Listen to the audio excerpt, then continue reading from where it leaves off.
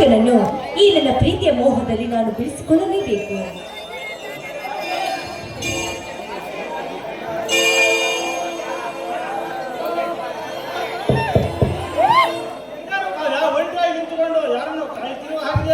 ಕಾರ್ತಿಕ, ನಿನ್ನ ಬರುವಿಕೆ ದಾರಿಯನ್ನೇ ಕಾಯ್ತಾ ಇದ್ದೀನಿ. ಕಾರ್ತಿಕ್, ನಿನ್ನ ಎದ್ದು ನಾನು ಕಂಡರು ಆ ಮಧುರ ಗಳಿಗೆಯಲ್ಲಿ ನಾನಿನ್ನ ಪ್ರೀತಿಯಲ್ಲಿ ಬಿದ್ದುಬಿಟ್ಟೆ. ಅದು ಅಲ್ಲದೆ ಈ ನನ್ನ ಹೃದಯದ ಮಿಡಿತ ಹೆಚ್ಚಾಗಿ ಹೋಗುತ್ತಿದೆ. ಅದು ಅಲ್ಲದೆ ಈ ಪ್ರೀತಿ ಎಂಬ ಹಸಿವನ್ನು ನೀವು ತುತ್ತಿನಿಂದ ನಿರಾಕರಿಸುತ್ತೀರಾ? ಆಹಾಕಾರದಿಂದ ತಿಳಿದು ಬಂದವರಿಗೆ ಪ್ರೀತಿ ಬಯಸಿಟ್ಟು ಬಂದ ನಿನಗೆ ನನ್ನ ಹೃದಯದಲ್ಲಿ ಜಾಗವಿಲ್ಲ. ನಾನು ಯಾರು? ನನ್ನ ಹೃದಯ ಸಿಂಹಾಸನದಲ್ಲಿ ನೀನು ಎಂದು ಆಸೀನರಾಗಿದ್ದ. ಅಬ್ಬಾ, ನನ್ಗೀಗ ಸಮಾಧಾನ ಆಯ್ತು. ಎಲ್ಲಿ ನನ್ನ ಪ್ರೀತಿಯನ್ನು ನಿರಾಕರಿಸ್ಬಿಡ್ತಿ ಅಂತ ನಾನು ಚಡಪಡಿಸ್ತಾ ಇದ್ದೆ. ಈ ಪ್ರೀತಿಯ ಮಾಯೆಗೆ ಮನಸ್ಸೋಲದ ಮನಸ್ಸಿಲ್ಲ, ಅದರ ಸಿಹಿಯಾದ ಅಪ್ಪುಗೆಯನ್ನು ಬೇಡ ಎನ್ನುವ ಹೃದಯವಿಲ್ಲ ಅಂದಾಗ ಈ ಪ್ರೀತಿ ಎಂದರೆ ಏನು ಇದರ ನಿಜ ಸ್ವರೂಪ ನನ್ನ ಮಾತುಗಳಲ್ಲೇ ಕೇಳಬೇಕೆನ್ನುವ ಹೇಳುವ ಕಾವ್ಯ. ಅಯ್ಯೋ, ಪ್ರೀತಿಯ ಬಗ್ಗೆ ಹೇಳುವುದಕ್ಕೆ ನಾನು ಹುಟ್ಟಿದ್ರೇನೋ ಪ್ರೇಮಿ ಅಲ್ಲ. ಅದು ಅಲ್ಲದೆ ಈ ನಿನ್ನ ಒಳ್ಳೆಯ ಮನಸ್ಸು ನೋಡಿ ನಾನು ನಿಮ್ಮನ್ನು ಪ್ರೀತಿ ಮಾಡ್ತಾ ಇರೋದು. ಮೇಲಾಗಿ ಈ ಪ್ರೀತಿಯ ಬಗ್ಗೆ ಏನು ಅಂತ ನೀವೇ ಹೇಳಿ. ಅಯ್ಯೋ ಹುಚ್ಚಿ, ಈ ಪ್ರೀತಿ ಎಂಬುದು ಯಾರೊಬ್ಬರ ಸ್ವತ್ತಲ್ಲ. ಕಣ್ಣಿಗೆ ಕಾಣದ ತಂಗಾಳಿಯ ಸ್ಪರ್ಶಗೊಂಡ ಹಿತಗಳಿಸಿದಂತೆ ಈ ಪ್ರೀತಿಯೂ ಅಷ್ಟೇ.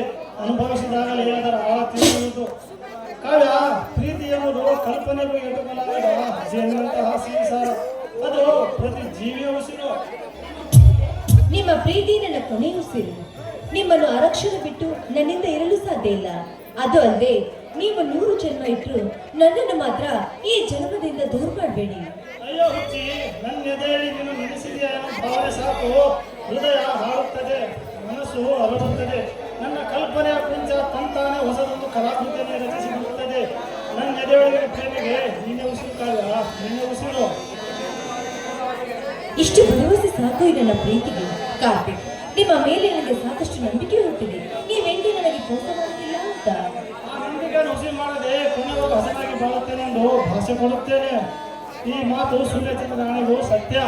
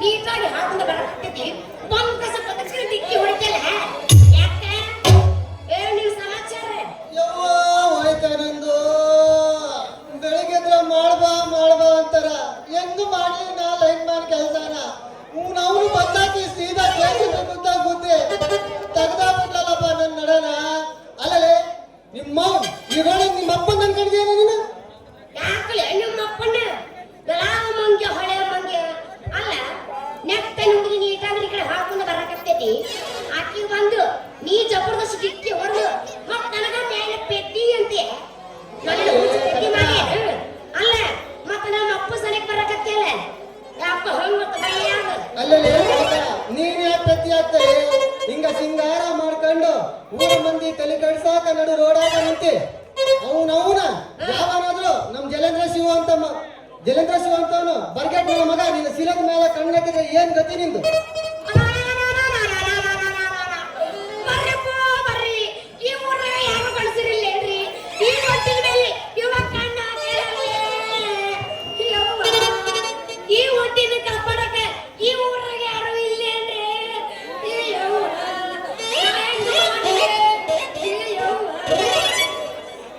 ಇಲ್ಲಿ ಹುಡುಗಿ ಯಾಕೆ ಹಿಂಗ ಹೇಳಕತ್ತೀಯ ನಾನೇ ನಿನಗೆ ಮಾಡಿದ್ನ ಏನಾದ್ರು ಯಾವ ಕೋಸಲೆ ಅದು ಡಬಲ್ ಇಟ್ಟು ಮಾತಾಡ್ತೀಯ ಅಲ್ರಿ ಈ ಮಗ ನೋಡಿದ್ರೆ ಶೀಲ ಮೇಲೆ ಕಣ್ಣು ಹಾಕೇನೆ ಈ ಊರಾಗ ಕಾಪಾಡಕ ಗಡಸರು ಯಾರಿಗಿಲ್ಲ ಆದ್ರೆ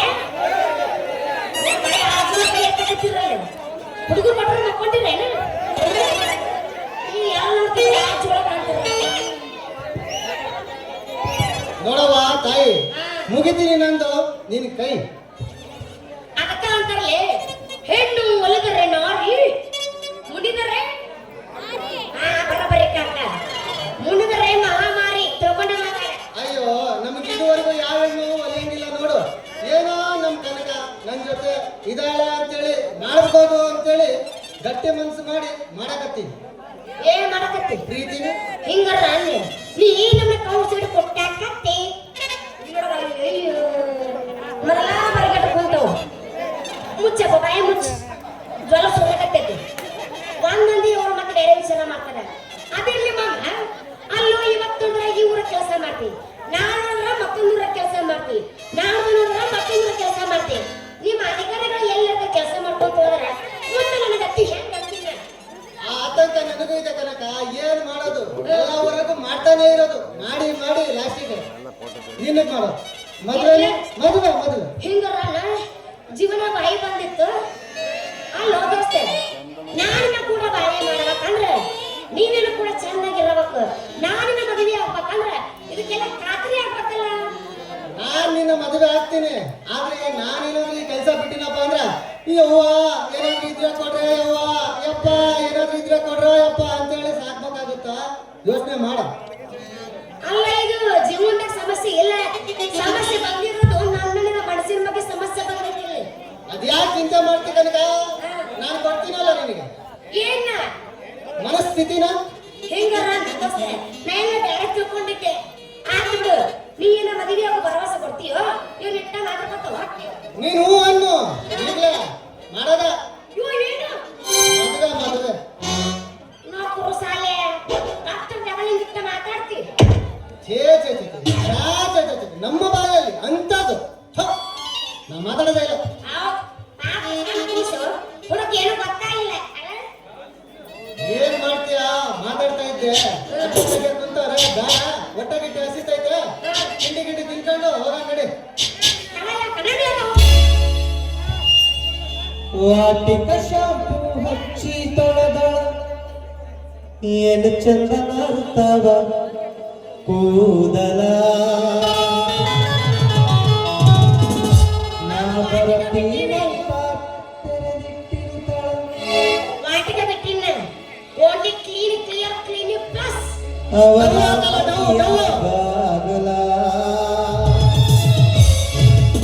ಚಂಪಾನ ಹೆಣ್ಣಾಕಿ ನೆನಪಿಗೆ ಬರುವಾಕಿ ಗುಂಪಿನಾಗ ಇದ್ದರು ನನ್ನ ಕೈ ಮಾಡಿ ಕರೆಯಾಕಿ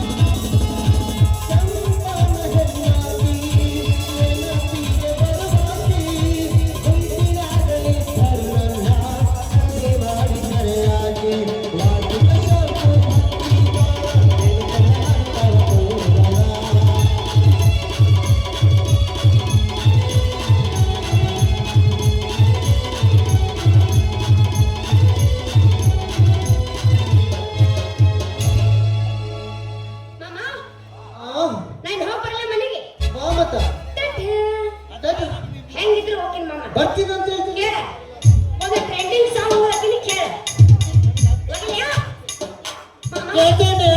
ಯಾವಸ್ತ್ಯಾ ಈ ಅಪ್ಸ್ಲ. ತಡಿ ಬರ್ತೀನಿ. ಪಾಥಿಯ ಅಕ್ಕೆ ಹಿಕ್ಕು ಅಪಾಥಿಯ ಅಕ್ಕೆ ಹಿಕ್ಕು ಅಪಾಥಿಯ ಅಕ್ಕೆ ಕೆ ಅಪಾಥಿಯ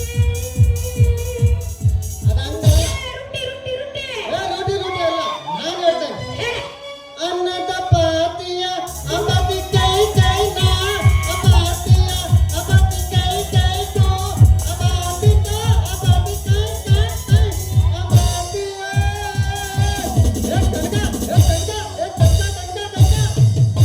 ಯಾ ಮಾಮ ಈ ನಾಲ್ಕು ಕ್ವಶ್ಚನ್ ಕೇಳಿ ನೋಡ A B C D double B D ಓಡಿ ಓಡಿ ಬಂದು ಹಣೆಗೆ ಡಿಡಿಕ ಡಿಡಿಕ ಡಿಡಿಕ ಡಿಡಿಕ ಡಿಡಿಕ ಎಂದು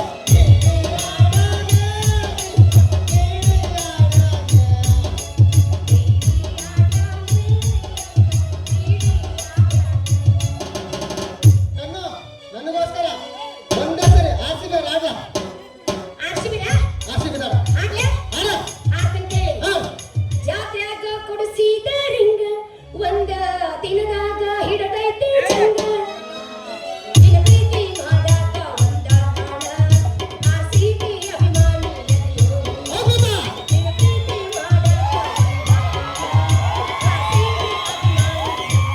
ಜೈ ಆರ್ಸಿಬಿ ಜೈ ಆರ್ಸಿಬಿ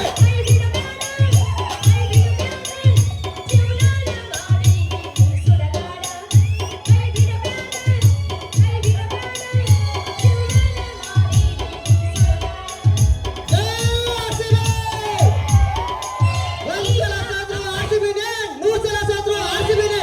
ಕಪ್ಪು ತರ್ತೀವ ಚಿಪ್ಪು ತರ್ತೀವ ಆರ್ಸಿಬಿ ಆರ್ಸಿಬಿನೇ. 10 ಸಲ ಅಲ್ಲ 160 ಸಲ ಸೋಲಿ ನಾವು ಮಾತ್ರ ಪಕ್ಕ ಆರ್ಸಿಬಿ ಅಭಿಮಾನಿ ಕರ್ನಾಟಕದಲ್ಲಿ ಹುಟ್ಟಿದ ಮೇಲೆ ಬೇರೆ ಕನ್ನಡ ಬಿಟ್ಬಿಟ್ರು ಬಳೆ ಮಗ ಆರ್ಸಿಬಿ ಸಪೋರ್ಟ್ ಮಾಡ್ರಿ. ಮನೆಗೆ ಹೋಗೋಣ ಮನೆಗೆ ಅದು ತೆಗೆದುಕೊಳ್ಳಪ್ಪಾಜಿ.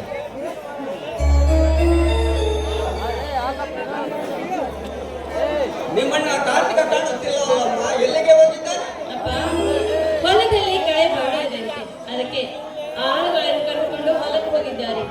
ಬರೋದು ಲೇಟ್ ಆಗುತ್ತಂತೆ. ಅಪ್ಪಾಜಿ ಕೇಳಿದ್ರೆ ಹೇಳು ಅಂತ ಹೇಳಿದ್ದಾರೆ.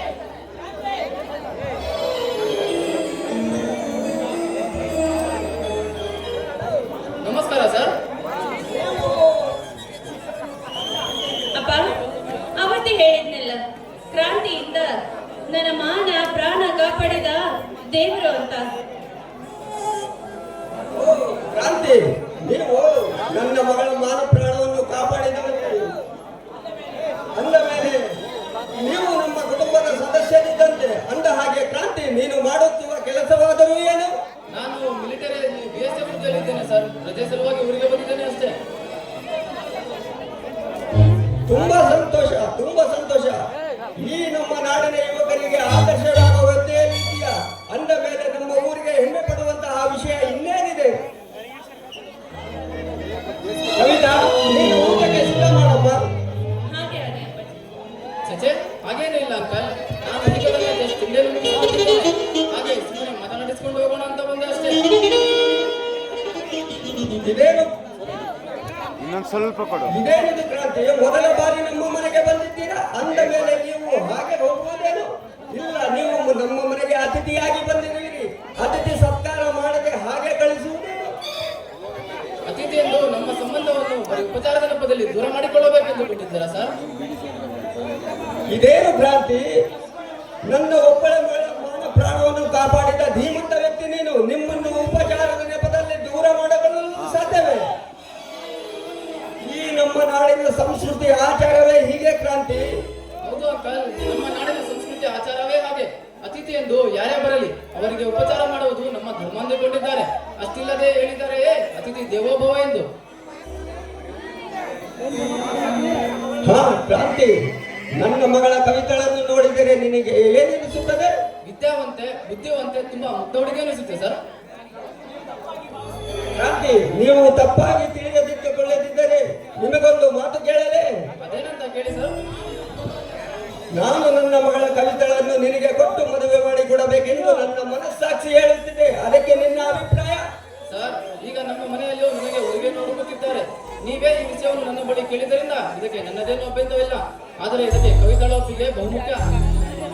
ನನ್ನ ಮಗಳ ಬಗ್ಗೆ ಚಿಂತಿಸಿದರೆ ಕ್ರಾಂತಿ, ನನ್ನ ಮಗಳೆಂದರೆ ಅಪ್ಪಟ ಚಿನ್ನ. ಆಕೆಗೆ ನನ್ನ ಮಾತೇ ವೇದವಾಕ್ಯ. ನಾನು ಹಾಕಿದ ಗೆರೆಯನ್ನು ಅವಳು ಎಂದಿಗೂ ದಾಟುವವಳಲ್ಲ. ಮೇಲಾಗಿ ನೀವು ಅವಳ ಮಾನ ಪ್ರಾಣವನ್ನು ಕಾಪಾಡುತ್ತೀಯ. ಅದಕ್ಕಿಂತ ಹೆಚ್ಚಾಗಿ ಉತ್ತಮ ಹುದ್ದೆಯಲ್ಲಿದ್ದೀಯ. ಹೀಗಿರುವಾಗ ನಿಮ್ಮನ್ನು ನಿರಾಕರಿಸಲು ಅದು ಹೇಗೆ ಸಾಧ್ಯ?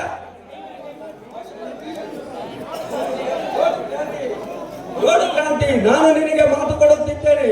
ನನ್ನ ಮಗಳು ನನ್ನ ಮಾತನ್ನು ಮೀರದೆ ನಿನ್ನನ್ನು ಒಲಿಸುತ್ತಾಳೆ. ಇದು ಸತ್ಯ. ಇದೇನಪ್ಪಾಜಿ, ನನ್ನನ್ನೇನು ಕೇಳಿ ಅದೇ ಹೇಗೆ ಮಾತು ಕೊಟ್ರಿ ಅವರಿಗೆ? ಕವಿತಾ, ನೀನು ನನ್ನ ಮಾತನ್ನು ಮೀರದೆ ಕ್ರಾಂತಿಯನ್ನು ಮದುವೆಯಾಗುತ್ತೀಯ ಎಂದು ಮಾತು ಕೊಟ್ಟಿದ್ದೇನೆ ಅಷ್ಟೇ. ನೀನು ನನ್ನ ಮಾತನ್ನು ಹುಸಿ ಮಾಡದೆ ಕ್ರಾಂತಿಯನ್ನು ಮದುವೆ ಆಗಬೇಕೆಂದು ಮಾತು ಕೊಟ್ಟಿದ್ದೇನೆ ಅಷ್ಟೇ.